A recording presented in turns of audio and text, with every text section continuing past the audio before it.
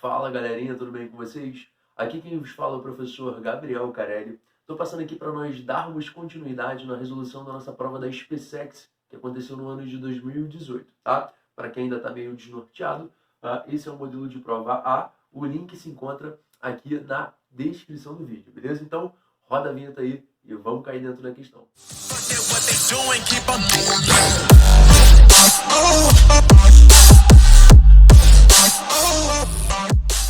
Bom, galera, estou colocando para vocês aí a questão na telinha, tá? Então, basicamente, vocês vão fazer uma leitura dela. Quem quiser pausar o vídeo nesse exato momento, fique à vontade, beleza? Para que a gente possa resolver essa questãozinha aí.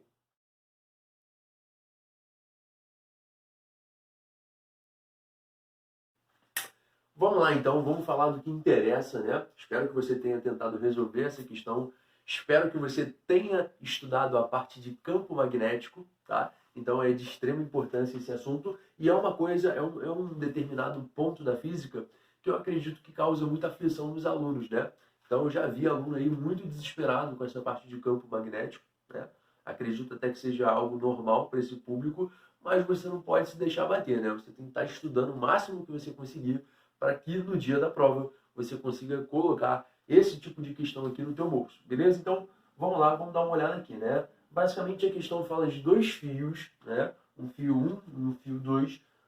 Esses dois fios são atravessados por intensidades de corrente elétrica, ok? E, enfim, com base nas intensidades de corrente elétrica, com base nas distâncias, ele pede para que você calcule qual é o campo magnético, qual é a intensidade do campo magnético resultante nesse ponto C da ilustração, né? Enfim, eu sei que é meio difícil da gente imaginar, né? Mas aqui existem dois fios, né? Como se esse fio estivesse perpendicular ao plano do quadro, né? E aí, basicamente, com esse fio perpendicular ao plano do quadro, quando ele indica essa bolinha aqui dentro, né? Ou seja, uma bolinha dentro de uma bolinha, quer dizer para você que o sentido da corrente está para ti, né? Então, se ele quisesse dizer que essa corrente estivesse entrando no quadro, ele desenharia uma bolinha com um X no meio, tá? Então, como ele já desenhou pra gente que são duas bolas com duas bolinhas no meio, duas bolinhas centralizadas, são correntes para você, tá? Para você que está olhando para esse plano aqui. E aí essas duas correntes, né, elas vão gerar nesse ponto C um certo campo magnético. Eu vou me afastar aqui um pouquinho do quadro, tá? Eu vou utilizar agora de recursos da edição para que eu possa mostrar para você, por exemplo, né, o campo magnético gerado pela corrente I2, né? Você estuda basicamente que o campo magnético são regiões concêntricas, né? Regiões que compartilham aí o mesmo centro, beleza? E basicamente esse centro pode ser estendido até o ponto C, né? A mesma coisa acontece com a tua corrente I1, né? Essa corrente I1, ela vai gerar várias circunferências concêntricas, né? Nesse ponto C. O que me interessa, né, é saber o vetor campo magnético das duas circunferências geradas, né, tanto pela corrente I1 quanto pela corrente I2, nesse ponto C propriamente dito. Como vocês podem perceber, esse fio aqui, que é atravessado pela corrente I1, ele perturba, né, basicamente a região ao espaço ao redor dele. Então, basicamente, são criadas regiões de campo magnético, tá? Mas como eu estou focando lá no nosso ponto C, né, eu vou tentar imaginar uma circunferência, né, gerada a partir desse ponto aqui, a partir desse fiozinho, tá, que passe lá pelo teu ponto C. Então, essa primeira circunferência aqui, né, seria uma situação gerada pelo fio de corrente, que é atravessado pela corrente I1, ok? Agora, vem para cá. Esse outro fio, né, ele também gera várias circunferências aqui nessa região do espaço, tá? Mas como a gente está analisando o ponto C, eu vou tentar me preocupar com essa segunda região aqui, ó, tá? Então, essa segunda região seria parte dessa circunferência, né, gerada por esse fio que é atravessado por uma corrente I2. Agora, a gente precisa utilizar a regra da mão direita, né, para orientar os vetores. Olha só, B1 e B2. Por que B1 e B2?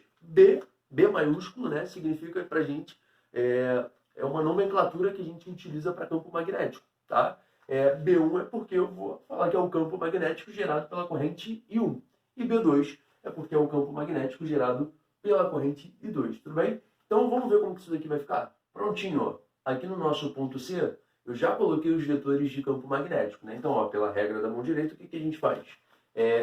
Esse campo magnético ele é orientado, desculpa, no sentido anti-horário, tá? Só que você tem que analisar nesse pontinho da tua circunferência, né? O vetor campo magnético ele é representado de forma tangente.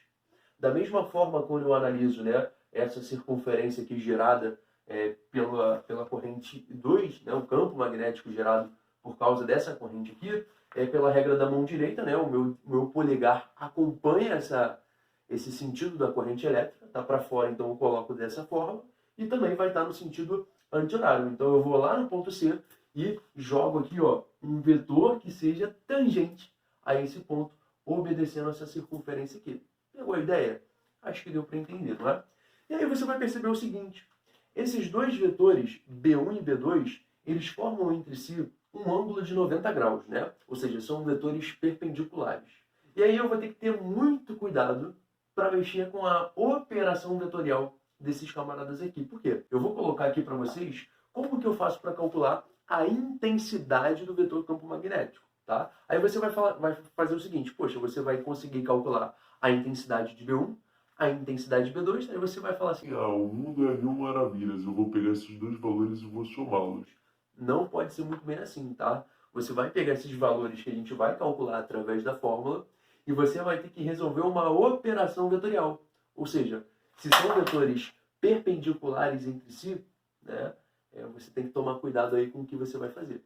Eu já coloquei para vocês qual é a estrutura da intensidade, né, do campo magnético gerado por um fio percorrido por corrente, por um fio retilíneo, no caso. Tá? Então a gente considera o seguinte, né, são basicamente 3 fatores importantíssimos. Primeiro, é a permeabilidade magnética do meio. Tá? Como a gente está no vácuo, a questão já informou o valor para você, mas eu sempre aconselho o aluno a sair de casa com esse valorzinho na cabeça, porque eu sei que você conhece, por exemplo, né, o valor do K, ou seja, a constante eletrostática no vácuo vale quanto? Esse valorzinho aqui. Você não gravou isso? O que te custa gravar só mais uma informação? Nem sempre a questão pode ser legal e fornecer esse valor para você, ok? E aí, dando continuidade, um outro fator importantíssimo é a intensidade da corrente elétrica, tá? No denominador dessa fração, né, no denominador dessa fraçãozinha aqui, aparece o 2πr. Muito cuidado. Por que muito cuidado? Quando você vai calcular o campo magnético de uma espira circular, a estrutura é muito parecida com isso. Só muda que não tem esse π, né? Fica μ0i dividido por 2r. Só que o fio retilíneo, né, quando ele gera esse campo magnético ao entorno dele, você tem que lembrar, tem que ter na sua lembrança, tem que ter na sua memória, né, que basicamente no denominador você trabalha com 2π vezes o raio. Tranquilo? Beleza? Deu para pegar isso daí?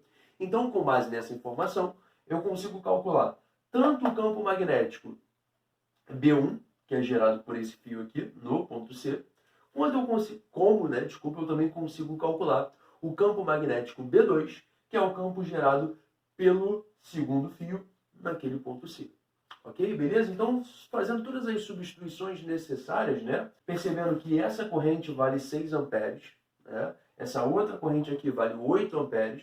E lembra, essa distância aqui valia 6, né? E essa outra distância aqui valia 8. Então, esse R aqui significa essa distância. A distância entre a intensidade da corrente elétrica, onde está o teu fio, até o ponto que você quer analisar. Esse é o seu raio. Lembra que são circunferências formadas aqui? Então, essa distância é justamente um raio, tá? Então, fazendo todas as substituições necessárias, eu acabo identificando, né, uma coincidência, que a intensidade do campo magnético B1 vale 2 vezes 10 a menos 7 teslas, né? Lembra aqui do T maiúsculo, Tesla, unidade no SI para campo magnético. Da mesma forma que o B2, fazendo as substituições necessárias, a gente também, né, acha esse 2 vezes 10 a menos 7 Tesla. O aluno que ele é malandro, o aluno que estudou, que papirou bastante, a aluna, né, enfim, quando olha para esses dois valores, já verifica uma possível alternativa com isso, né? Eu não vou nem dizer que pode ser a letra E. Enfim, vamos ver se é ela mesma, né? Olha só, o que eu vou fazer aqui agora? Eu vou extrair essa situação para lá, né? Eu vou analisar os meus dois vetores agora individualmente, porque eu já conheço as intensidades, e aí a gente vai fazer uma soma vetorial. Lembra que eu falei isso lá no comecinho? tá? Então, ó, B1 e B2 perpendiculares entre si, tá? Eu preciso agora calcular o meu vetor resultante. Como que eu faço para calcular esse vetor resultante? Vem cá.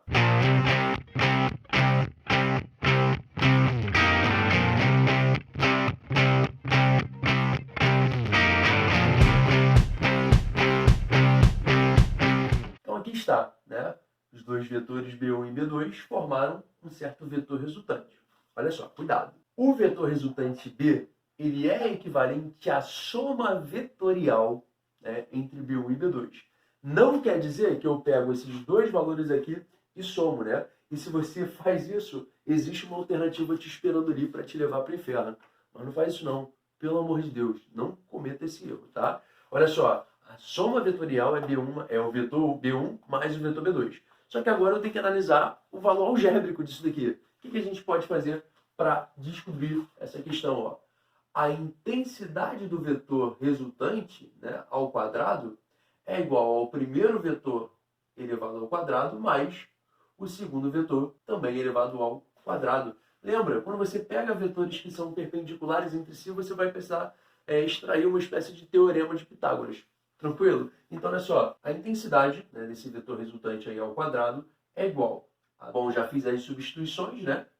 No lugar de B1 e B2, eu coloco os valores que foram calculados previamente, tá? E aí, basicamente, quando eu resolvo essa estrutura aqui, vamos ter o seguinte, B2 ao quadrado, B ao quadrado, desculpa, 2 ao quadrado, 4.